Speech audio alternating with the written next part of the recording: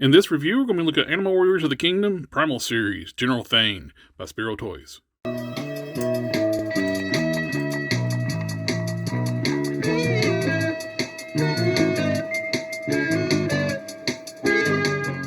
General Thane comes in a nice big window box where you can see the figure clearly and the accessories she comes with. You got the Animals of the Warrior Kingdom logo on the bottom and on the top of the box. You got nice artwork with General Thane on the sides and on the back.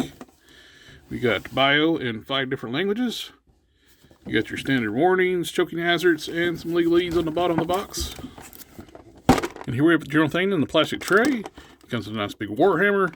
2 alternate fist hands down here at the bottom. We got 2 grip hands on the figure, a helmeted head, and behind the figure was a little Ziploc bag with 2 style pose hands. And the details look really good on this beast. And here we have Thane outside the plastic tray, and he is a beast. He is a heavy figure, really detailed. I'm digging this thing. This is my first Animals Warriors Kingdom figure, and I have one more coming in today, and I like it. These things are awesome. You get the big warhammer.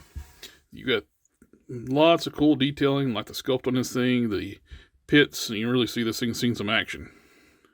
Really nice. Got the detailed wrap for the grips on the hammer that is really cool. We got the helmeted head, the snarling teeth,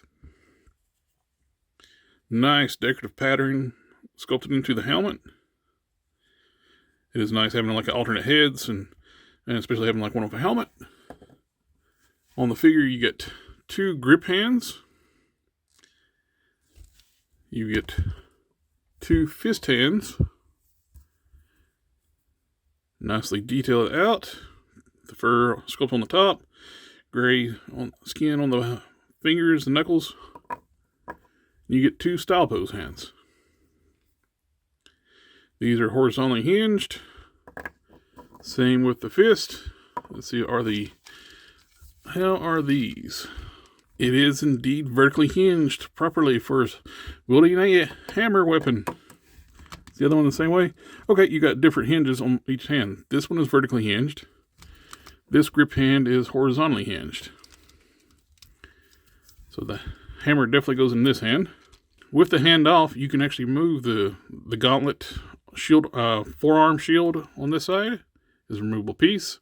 Same on this side over here, that's a removable piece. And you got very tight fit on these hands. They can very secure once they go in.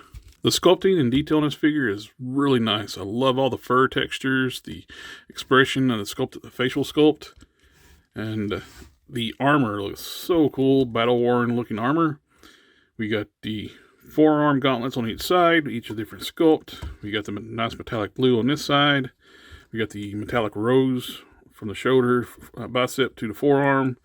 That same metallic rose on the waist and on the shin covers. The metallic blue on the kneecaps and on the bottom part of the waist piece. The shoulder pauldron is strapped on across the chest, which is a removable piece. And underneath that, you can see a nice detail of the battle damaged scar on his chest. Really nice detailing all around on that face sculpt. Really dig that. It's like, kind of looks like you really want to mess with me.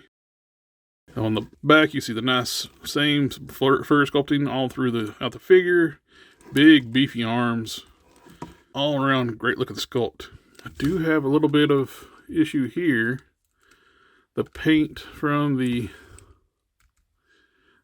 shin guards is actually rubbed off on the back of the foot. Let's see if this is painted gray or molded in gray. If it's molded in gray, it should be no problem. I can just take a little bit of Winsor Newton, wipe that off. I may end up doing a wash on the armor pieces too. That would really bring the sucker out.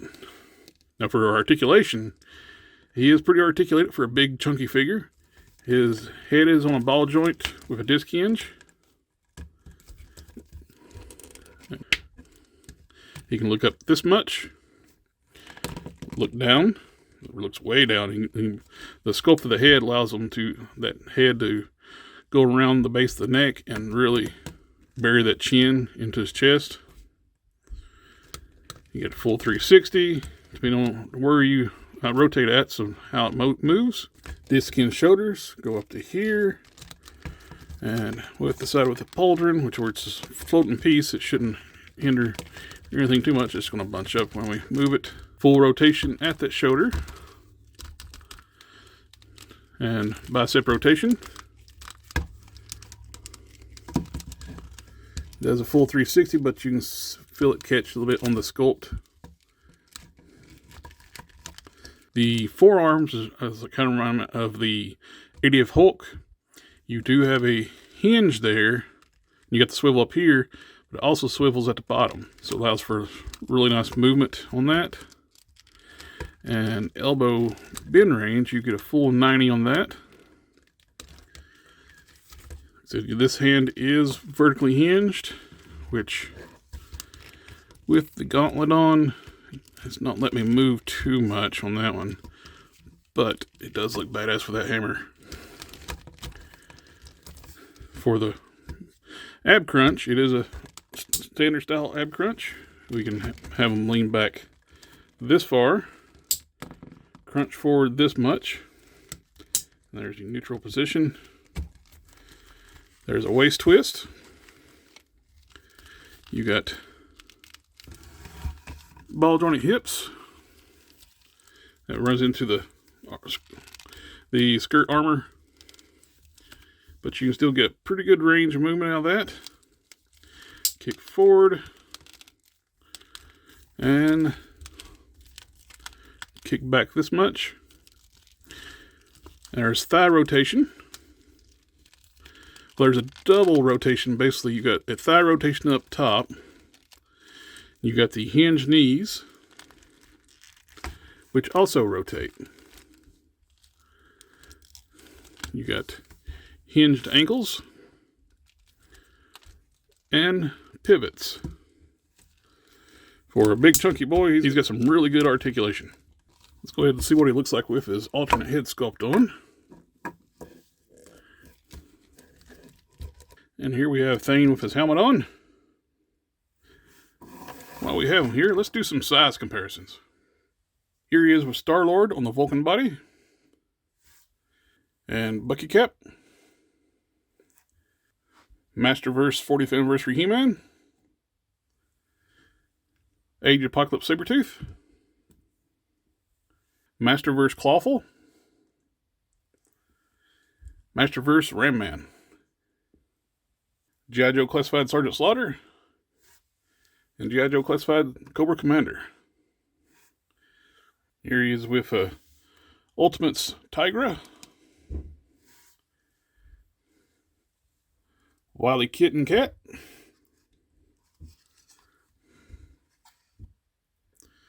And just for fun, my custom Bruton. And my custom Ultraverse Prime. That's on the Caliban body.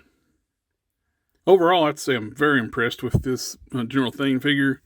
He's really nicely sculpted, detailed, good articulation range, nice different alternate hands, different head. All around great piece. I may end up, like I said, going through and doing some washes, detailing it out a little bit, bring out the detail where that makes a nice sculpting on the armor pieces where they're battle worn. Nice wash would bring out that detail.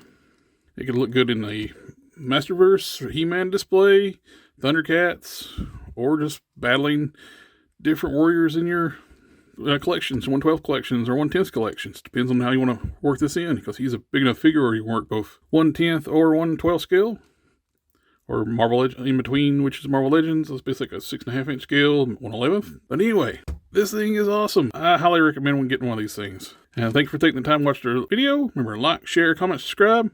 I'll catch y'all next time.